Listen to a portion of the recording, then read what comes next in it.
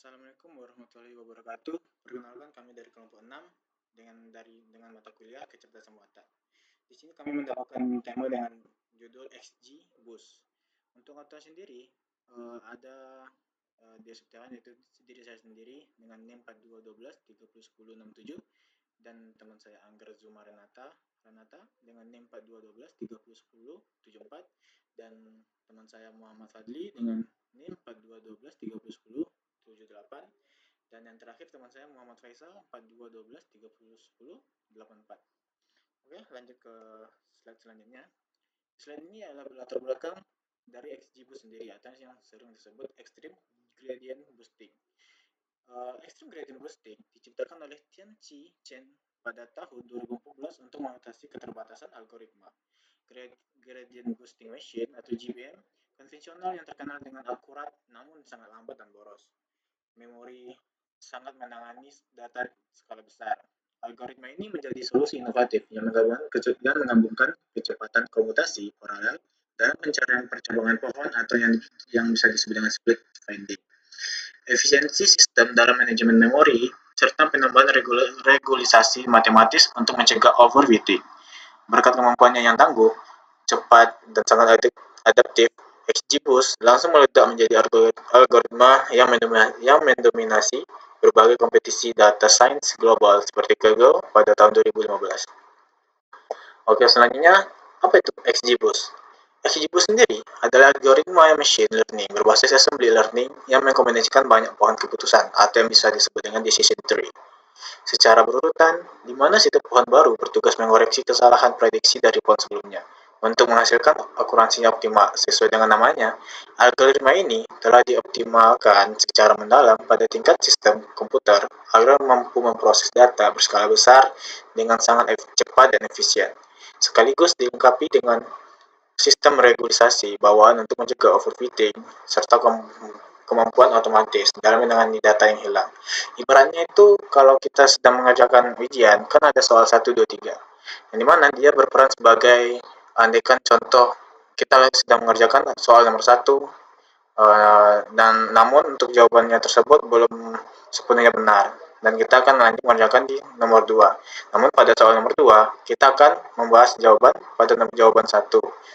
Dan kejadian tersebut akan terus berulang sampai mendapatkan jawaban dengan tingkat akurasi yang tinggi dan benar. Mungkin untuk sekian dari bagian saya, selanjutnya akan dijelaskan oleh teman saya. Terima kasih Dio atas kesempatannya. Di sini saya akan menjelaskan tentang bagaimana cara kerja XGBoost. XGBoost bekerja dengan cara menggabungkan banyak pohon keputusan atau decision tree secara berurutan, di mana setiap pohon baru dirancang khusus untuk mempelajari dan memperbaiki kesalahan dari pohon-pohon sebelumnya. Proses ini dimulai dari prediksi awal yang sederhana, lalu pohon berikutnya akan menganalisis di mana prediksi tersebut meleset, kemudian memperbaikinya secara bertahap hingga semua hasil pohon digabungkan menjadi satu prediksi akhir yang sangat presisi. Next slide, jenis-jenis booster XGBoost. Yang pertama ada GB3, adalah booster yang menggunakan decision tree sebagai model dasar. Setiap pohon keputusan dibangun secara bertahap untuk memperbaiki kesalahan prediksi dari pohon sebelumnya sehingga menghasilkan model dengan akurasi yang lebih tinggi. Yang kedua ada GB linear. GB linear adalah booster yang menggunakan model linear sebagai dasar pembelajaran. Berbeda dengan GB3, booster ini tidak membangun decision tree, melainkan mengoptimalkan bobot pada model linear. GB linear lebih sesuai digunakan untuk dataset yang memiliki hubungan antar fitur yang cenderung linear.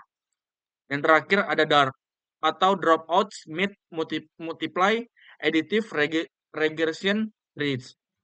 DART adalah pengembangan dari GB3 yang menerapkan mekanisme dropout pada beberapa decision tree selama proses pelatihan.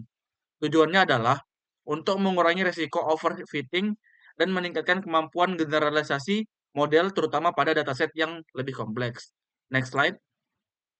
Ada kelebihan dan kekurangan dari XGBoost. Kelebihannya adalah XGBoost menawarkan keunggulan yang berupa kecepatan komputasi yang tinggi melalui kemampuan pemrosesan data secara paralel, serta tingkat akurasi prediksi yang sangat baik.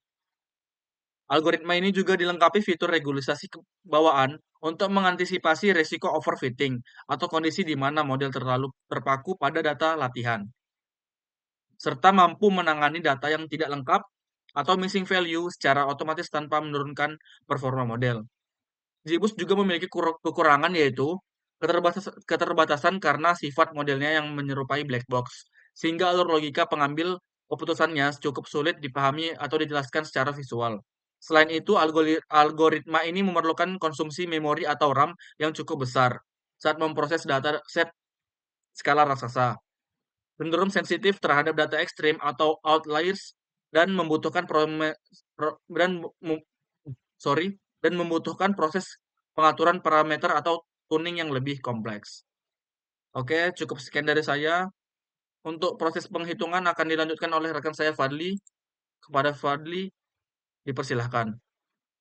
Jadi di sini saya ingin menjelaskan terkait perhitungan dari matematika terkait algoritma dari XGBoost, di mana kami menggunakan contoh soal yaitu dari data yang sebelumnya sudah kami ambil menggunakan aplikasi yang ada di Android, di mana kami menggunakan 3 parameter sensor yaitu GFX, GFY, dan GFZ. Dengan total data itu ada 9 data dan yaitu outputnya ada klasifikasi dengan 3 kelas yang berbeda yaitu kanan, kiri, lalu atas. Nah, tujuan dari ini itu adalah mengklasifikasikan posisi kanan, posisi kiri, dan posisi atas berdasarkan pergerakan dari sumbu X, sumbu Y, serta dari sumbu Z. Oke, langsung saja saya jelaskan perhitungan matematikanya. Pada tahap pertama itu adalah label encoding. Jadi sebelumnya outputnya itu output dari klasifikasi itu adalah berupa data string di mana kanan kiri atas, lalu itu kita ubah menjadi jadi kanan sama dengan 0, kiri sama dengan 1, lalu atas sama dengan 2. Tahap kedua itu adalah one hot encoding. Di mana kita mengubah kanan sama dengan 1,0,0, lalu kiri itu kita ubah menjadi 0,1,0. Lalu untuk atas kita ubah menjadi 0,0,1. Tahap ketiga itu adalah skor awalnya. Jadi karena model kita belum pernah belajar sama sekali, maka nilai skor awalnya itu untuk setiap kelas adalah 0.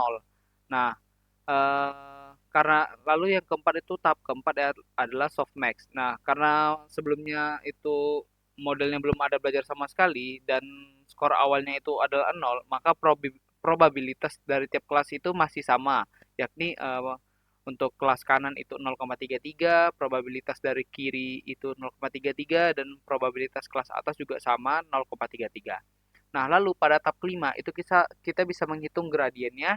Jadi dari data sebelumnya itu kan data pertama itu adalah kanan. Nah, jadi kita bisa menggunakan rumus untuk mencari gradiennya dengan rumus G sama dengan P dikurang Y, di mana nilai P-nya itu adalah tadi 0,33 untuk setiap kelas nih, probabilitas dari setiap kelas itu 0,33, lalu untuk nilainya karena data pertama tadi itu kanan maka kita ambil one hot encoding itu yang kanan. Nah, jadi untuk gradien kanannya itu adalah 0,33. Ini P-nya 0,33 dikurang 1 sama dengan min 0,67. Lalu untuk gradien kiri itu 0,33 dikurang 0 sama dengan 0,33. Lalu untuk gradien atas 0,33 dikurang 0 sama dengan 0,33. Lalu untuk tahap ke-6 itu kita menghitung Hessian-nya. Jadi Hessian ini adalah turunan pertama dari gradien. Nah, untuk menghitung Hessian kita bisa menggunakan rumus H sama dengan P dikali 1 dikurang P, di mana nilai P-nya itu adalah tadi 0,33, jadi tinggal kita substitusikan saja nilai P-nya 0,33. Jadi H sama dengan 0,33 dikali 1 dikurang 0,33. H sama dengan 0,33 dikali 0,67. H sama dengan 0,22. Lalu untuk tahap ke-7 itu kita melakukan percobaan split. Jadi permisalannya saya ingin meng-split dengan pertanyaan apakah nilai GFZ-nya lebih dari 0. Jika iya maka akan pindah ke tree sebelah kanan. Lalu jika tidak dia akan masuk ke tree yang sebelah kiri. Nah, kita lihat dari data sebelumnya nilai GFZ yang lebih besar daripada 0 itu adalah klasifikasi dari kelas kanan itu dan juga ada kelas atas. Nah, berarti yang kiri itu lebih kecil nilainya daripada 0. Nah, jadi yang masuk ke tree sebelah kanan itu adalah kelas kanan dan juga kelas atas. Lalu untuk yang masuk ke tree sebelah kiri itu adalah kelas kiri. Nah, tahap ke-8 itu kita menjumlahkan gradien sesuai percabangan atau tree tadi. Jadi untuk gradien kiri itu kan tadi datanya cuma ada dari kelas kiri saja dan gradien kiri itu adalah 0,33. Sehingga tinggal kita jumlahkan saja 0,33 dikali 3 yaitu 0,99 atau sama dengan 1. Lalu untuk gradien kanan itu tadi kan ada kelas kanan dan juga kelas atas. Nah, kita ambil saja nilai gradien kanan itu min 0,67 dan gradien atas itu 0,33. Tinggal kita kalikan 3 masing-masingnya. Lalu didapatkanlah hasilnya min 2 ditambah 1 sama dengan min 1. Nah, tahap ke-9 itu kita menjumlahkan Hessian berdasarkan perbedaan tree-nya tadi. Jadi ada tree kanan dan tree kiri. Nah, untuk trik kirinya itu tadi cuman ada data kiri, ya udah tinggal kita jumlahin 0,22 dikali 3 yaitu 0,66. Lalu untuk Hessian kanan itu 0,22 dikali 6 sama dengan 1,32. Nah, tahap ke-10 itu kita menghitung leaf weight-nya. Jadi untuk menghitung leaf weight kita bisa menggunakan rumus W sama dengan min G atau gradien per H tambah lambda. H di sini adalah Hessian. Dimana dengan permisalan lambda sama dengan 1. Nah, untuk menghitung leaf weight kirinya itu tinggal kita substitusi aja, G-nya yang kiri itu gradiennya itu 1, tapi karena di rumusnya ada min, jadi kita bisa bikin langsung min 1 per 0,66 nilai Hessian kirinya ditambah nilai lambda yang 1 sama dengan min 1 per 1,66 sama dengan min 0,6. Lalu untuk leaf weight kanan itu kita ambil nilai gradiennya dari yang kanan itu min 1, tapi karena rumusnya ada min juga, langsung kita bikin 1 aja. 1 per 1,32 itu dapat dari Hessian yang kanan ini. Nah, ditambah 1 dari nilai lambdanya, sama dengan 1 per 2,32 sama dengan 0,429. Nah, setelah kita mendapatkan nilai leaf weight-nya, itu kita akan mengambil nilai yang paling besarnya. Nah, jadi kita bisa mengupdate skornya, mengupdate skor kanan menjadi 0,429 karena 0,429 lebih besar daripada min 0,6. Nah, untuk kiri dan atas itu kita dapatkan juga untuk hasilnya itu dari perhitungan dari tahap 1 sampai dengan tahap 10. Nah, jadi untuk data kiri dan atas itu sebenarnya kita harus menghitung satu-satu juga dari tahap 1 sampai tahap 10. Nah, perbedaannya itu pada saat menghitung gradiennya. Nah, di sini karena kita tadi menghitung kanan, jadi kita pakai yang 1,0,0. Kalau misalnya kita mau menghitung yang kiri itu kita pakainya 0,1,0. Untuk atas kita pakai 0,0,0,1. Nah, pasti untuk hasil gradiennya ini juga akan berbeda sehingga uh, hasil update skor yang dapatkan itu adalah seperti ini kira-kira. Nah, setelah skornya berubah, maka nilai kita harus melakukan softmax lagi. Jadi tadi sebelumnya itu untuk mendapatkan nilai softmax itu menggunakan rumus E pangkat X, di mana X adalah skor awal, di mana X adalah nilai skornya. Karena tadi ini skornya 0, maka E pangkat 0 sama dengan 1. Nah, sehingga dan dibagi ada 3 kelasnya, jadi 1/3 maka probabilitasnya itu adalah 0,33. Sedangkan karena ini udah skornya udah berbeda, maka kita harus melakukan softmax lagi. Jadi E pangkat misalnya untuk probabilitas kanan E pangkat 0,429 itu udah hasilnya berapa dibagi dengan total dari ketiga ini. Nah, didapatkanlah hasil probabilitas kanan itu adalah 0,488, probabilitas kelas kiri itu 0,265 dan probabilitas dari kelas atas itu adalah 0,247. Dan ketiganya kita jumlahkan, jika kita jumlahkan itu harus bernilai sama dengan 1. Nah, dari hasil probabilitas baru itu dihasilkan kelas kanan itu mendapatkan nilai yang paling besar. Yang sebelumnya itu semua kelasnya sama 0,33, sekarang sudah terdapat perbedaan di mana untuk kelas kanan itu mendapatkan nilai yang paling besar sehingga model sudah mempelajari bahwa data pertama yang kita jadikan contoh tadi itu adalah data kanan. Nah, jadi dengan hasil ini kita sudah membuktikan bahwa perhitungan yang kita lakukan itu sudah benar karena dari proses pembelajaran data pertama itu data kanan dan hasil perhitungan yang kita dapatkan dari softmax akhirnya itu dia akan dapatkan nilai probabilitas kanannya meningkat dibandingkan kelas yang lainnya. Dan tahapan ini dia akan berulang terus sampai dengan kalau di program itu ada n underscore estimatorsnya, misalnya n underscore estimatorsnya 200. Nah, maka kita akan melakukan berulang secara terus-menerus sampai 200 kali tahapan. Nah, itulah kira-kira. Jadi ini baru tahap pertama. Jadi kita akan ngulang. Karena prinsip dari XG Boost ini dia seperti decision tree, tapi dia melanjutkan proses terakhirnya. Jadi misalnya kayak ada 3 kesempatan jawaban. Dari jawaban pertama itu misalnya 50%. Nah, kita pada jawaban kedua itu kita mulainya itu bukan dari 0 lagi, tapi kita mulainya dari 51%-nya itu. Dari 51% misalnya ke 70%. Nah, lalu jawaban ketiganya itu mulai dari 71%. Jadi dia akan melanjutkan dari proses sebelumnya, tidak mengulang dari 0. Nah, kira-kira begitulah. Mungkin sekian saja yang dapat saya jelaskan. Wabillahi taufiq wal hidayah. Assalamualaikum warahmatullahi wabarakatuh. Terima kasih. Baiklah, ini untuk bagian program dari XGBoost-nya. Sini menggunakan library dan inisialisasinya.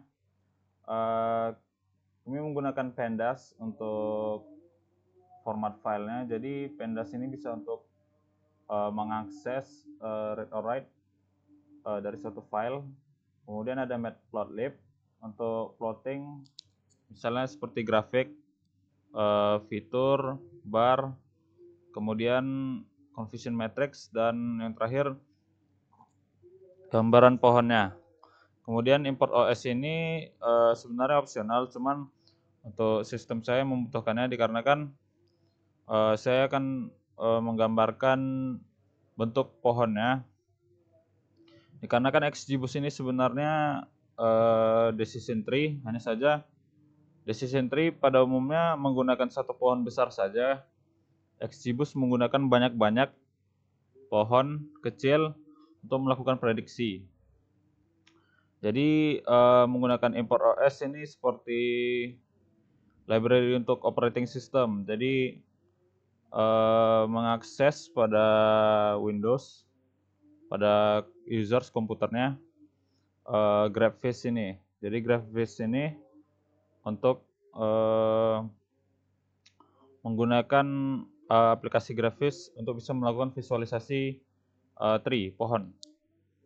Kemudian ini untuk membuat confusion matrix.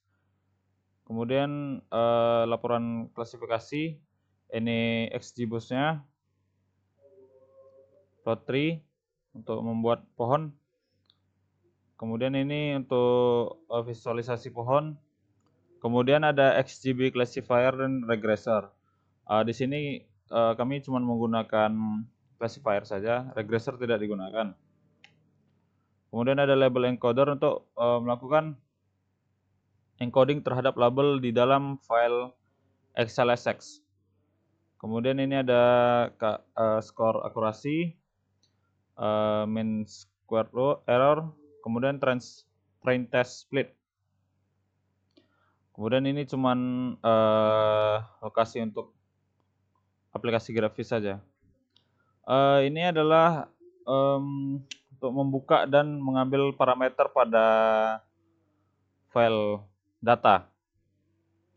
Ini letak filenya, kemudian diambil parameternya. Ini problemnya klasifikasi, jadi kita ingin membuat klasifikasi. Kemudian encoding data di dalam file tersebut apa? Kalau kami kanan, kiri, dan atas. Train test splitnya itu 0,2, berarti untuk tesnya itu 20% dan trainnya itu 80%. Random state ini cuma untuk agar hasil dari programnya itu konsisten, tidak berubah. Dan stratify Y ini agar data prediksi tersebut seimbang antara ketiga klasifikasi. Kemudian ini intinya ya, utamanya XGB itu pada function ini, classification, menggunakan model XGB classifier dengan decision making softprop. Jadi jika kita sudah mempelajari softmax, maka ada softprop. Softprop ini sama mirip seperti softmax, di mana dia melakukan keputusan berdasarkan rumusnya. Hanya saja softprop ini multi, jadi bisa banyak menerima input dan jadikannya jadi banyak juga outputnya atau keputusannya. Estimators adalah seberapa banyak per kelas dilakukannya pembuatan pohon. Max depth untuk seberapa dalam dari pohon tersebut. Kemudian ada learning rate, kecepatan learningnya sama random step. Ini biar konsisten hasil programnya. Mlog loss ini evaluasi dari metrik. Kemudian ini ada printing akurasinya. Kemudian ini plotting pohonnya di sini. Kemudian feature bar ini hanya untuk plotting seberapa banyak hasil prediksi yang benar, yang sesuai. Kemudian confusion matrix untuk memastikan keakuratan dari model kita. Jadi apakah benar dari kelas tersebut yang diprediksi itu sesuai terhadap kelasnya. Kemudian ini ada ini hanya untuk visualis saja, Xgraphics.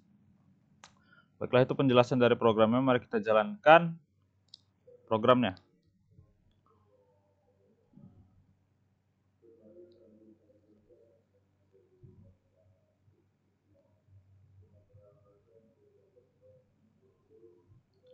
Baiklah, dapat dilihat ini menampilkan klasifikasinya.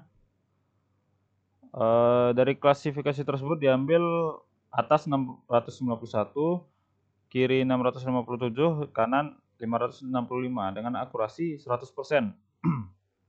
Ini juga kepresisian, recall, dan F1 score-nya juga 1%. Dan ini dari yang testing, confusion matrix-nya sama seperti yang di sini.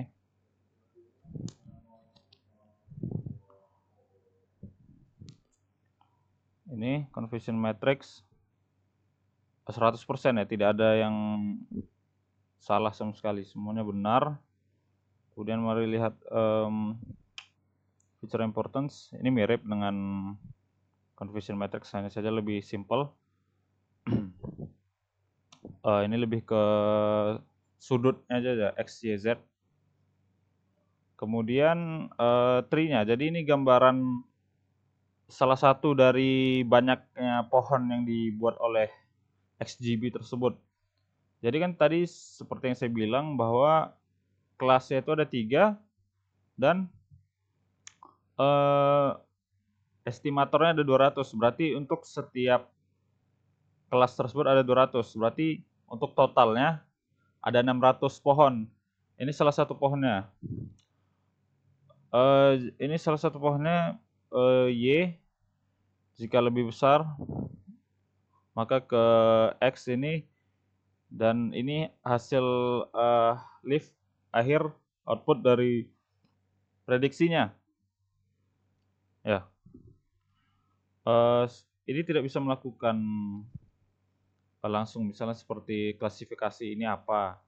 Dikarenakan ini hanya mengambil salah satu dari tree saja. Karena pada dasarnya XGB ini hanyalah